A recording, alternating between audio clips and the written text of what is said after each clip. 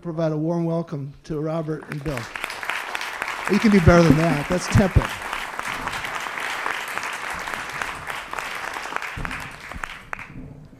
So, get things rolling. Bill, first talk a little bit more about committees and schools and what I talked this morning about. It's hard to worry about your algebra homework when you don't know where your dinner is coming from or you don't have a shelter. So talk about the origin of community and school. Well, I'll give you a real quick. I never made it through school, so maybe you can learn from me. I got kicked out of school, and then I eventually finished 3 freshman years of college, which totally qualifies me to be up here. But it was a caring person who came in my neighborhood and turned some of my friends around, and only 5 of us made it to 30 without being dead or in prison. So my education started on the streets. And at 20, I moved into Harlem and spent from 1960 to 71 living on the streets trying to do what somebody done for me. And I found out, and I've said it ever since then, that you can't change anybody through a program. It's relationships that change people, not programs. And if I don't get anything else out of my 60 years on the streets, back from those times, that's where I got my education. And for, my here. For 5.5 years, I had 35 young people from the streets. My partner had been on heroin. I got helped out. He got off of it. And we had this apartment system that the church gave us in this tenement. And I realized over those years, I didn't see hardly any of these young people dropped out of school because of education. They dropped out because nobody knew their name. They felt worthless. They didn't give a damn, and if you don't care about me, I'm not going to care about you. I learned that if a young person doesn't have hope, they're going to do one of 2 things. They're going to hurt you or hurt somebody else. And I've seen that through my life. Well, we backed into education since we were great educators. Back in the 60s, the GED was a big deal. And I found out all these young people that were marching from the Princetons, Columbia, New York universities. I said, instead of marching, why don't some of you teach? I know how to turn kids on to living, you turn them on to learning. And that became the big learning system. And I also learned that rich people called their schools academies, so we called them street academies. And when the riots hit, all of a sudden corporate America was concerned. And I became a liaison to Wall Street, and I said, you need to sponsor these schools. So within a short period, 2.5 years, we ended up with 18 schools, an IBM school, AT&T, American Airlines, because we wanted to build a street from Wall Street to our streets. Because of that, I was asked to testify. This will take 2 seconds. I think they were looking for a white guy with long hair who had been in a riot. And they had studied the riots. And so they asked me what I thought was going to be the next big issue, and that leads us into this. I said, I think we're going to win or lose the future of America at the schoolhouse door. And I think that the biggest moral, economic, and civil rights issue is the fact that we were losing 1 million kids a year on the streets. And I said, if you don't give a damn about the kids we care about, at least care about your own kids, because they're going to grow up in a different kind of world. So I was asked to do a heart transplant of what worked in our storefront schools and put it inside the system. And that later became communities and schools. So just, I think because it's great, who was your first Wall Street backer? I actually met him in '68. He had just come back from being Undersecretary of the Navy. And I hadn't had a suit in those days, but he heard I knew a lot about drugs. I mean, he wasn't looking for drugs. He was worried about his kid, and he was coming back to become the head of Morgan Stanley, and literally, excuse the language, but I shook his hand. He said, when are you going to get a goddamn haircut? And I said, nice to meet you too. And so that became one of the greatest things that ever happened to me, because he believed in what I was doing, and then he introduced me to a guy named Julian Robertson that the 2 of them believed in me back when I was on the streets and helped me when I got out of suit and went inside and did a heart transplant. So Julian Robertson was the founder of Tiger Funds and a legendary stock picker, and he did pretty good picking Bill when he did. And just one other thing about community schools, 'cause I think it's so powerful. Talk about the ROI that you've been able to generate with the money that's been spent in your program. Well, we started with 100 kids, and you said we have 1,600,000 young people in across the country, and we had over 98% stay in school. And Texas is our biggest footprint. They did a 25-year study, BlackRock, Morgan Stanley, OMB, and found out in those 25 years we had returned $11.60 back to the community because these kids stayed in school, graduated. They, for the first time, had families. They were contributing and giving back. I want to say one quick thing here, because I didn't know diddly squat about technology. But as we were growing this thing, I found out I needed to get data and cumulative data. And I said, who does that? And this was in the 90s. And I said, we can't do a longitudinal study if we can't get today. So somebody said, Cisco system. So I spent a whole frickin' year going back and forth trying to sell the idea that I needed more money than I ever had to do this. And so I get to meet with Mr. Morgridge and who came up? Chambers, yeah. And they hadn't been properly briefed. So they wondered why I was in there. They said, we support a lot of charities. Why should we support you? And remember, this was the early 90s. I don't know how this came out of my head. I said, our router. They said, we have the router. I said, yeah, you're going to change how we collect, organize, and disseminate information. I said, I can call Atlanta, Georgia, where my best friend is the super router in that time, who's gotten the mayor, the superintendent, the unions, everybody working together. And we put little routers into schools because you make your money one way in an integrated way, but you waste a lot of money because you give it away to charities all over town. All we say, we need a router, and we got a router in every school that integrates the systems. And when you integrate the systems, that's why you get the return on investment. And so I didn't go to business school, but I just figured these people are crazy how they waste their frickin' money.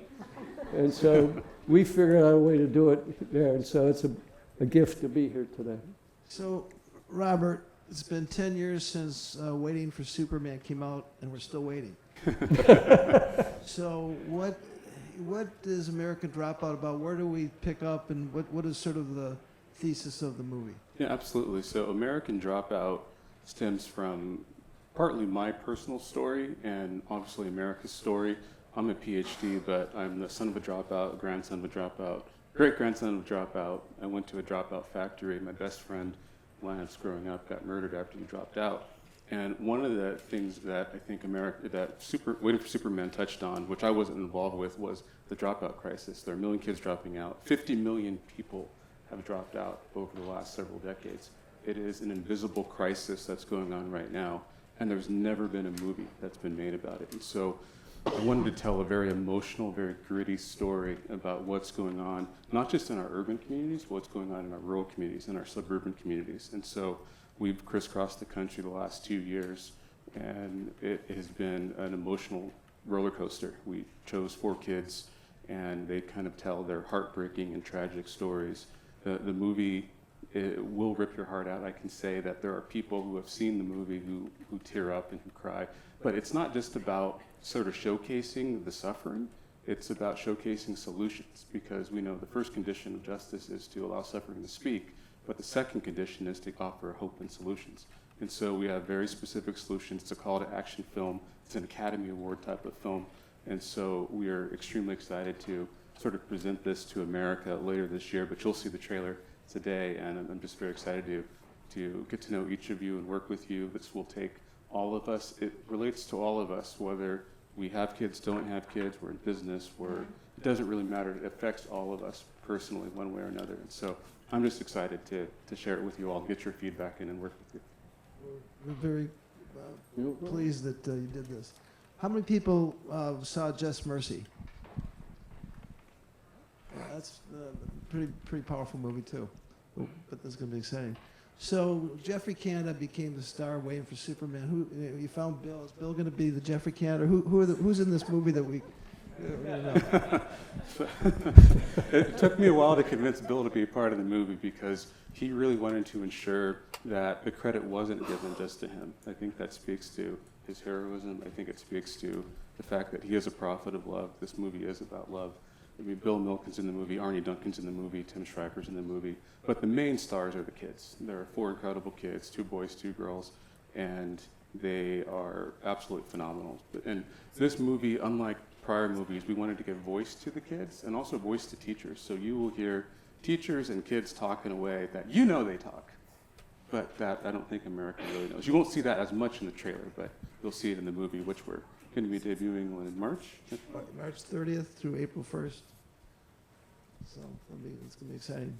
So talk about, what you got a group of people here who are leaders in the education field from around the world in the room. What can they do to help promote this movie?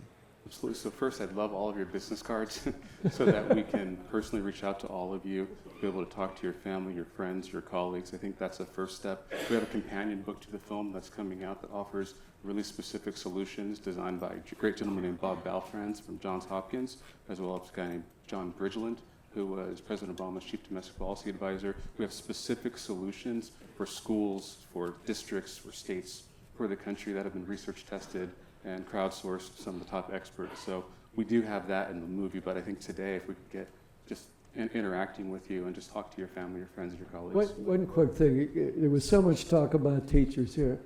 This is about freeing our teachers up to be teachers too. I am so tired of seeing teachers break down and have PTSD, and there isn't just one reason why we have a teacher shortage, but one of the biggest ones is that we need to free up our teachers to teach and give them a supportive community, because if a teacher's turned on and is excited, they're going to excite the kids. So let's let the movie roll. And Bill and Robert will both be at the dinner tonight. So.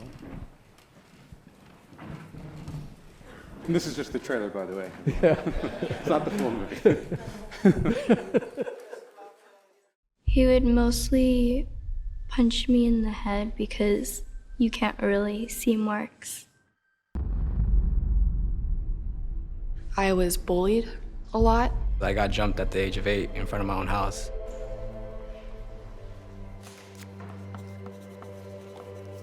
I was addicted to cutting. And I ended up addicted to like methamphetamine, cocaine, and I kept having panic attacks. People wanted to kill me for certain reasons. It's survival of the fittest. the biggest civil rights, economic, and moral issue of our times.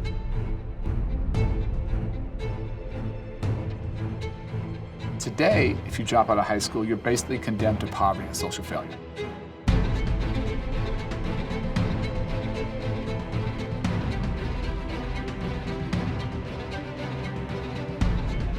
If we could increase our graduation rate by just a percentage point, we'd probably increase our economy by billions of dollars.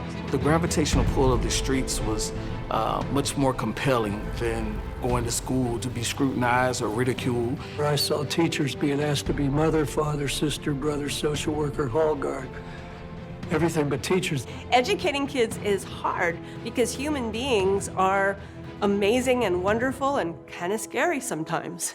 I was a little troublemaker, of course, a little bit of a bad apple. I learned as a young teacher way back when, they're going to show their bravado no matter what. The easy thing to do is to suspend them, to expel them, to kick them out. Because the zero tolerance policies have gotten so intolerant, if you will, of behaviors that the ability to teach the appropriate behavior has been overlaid with, we're just going to get rid of you.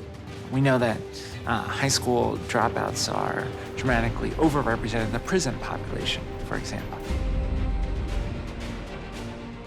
And this isn't a war across the seas.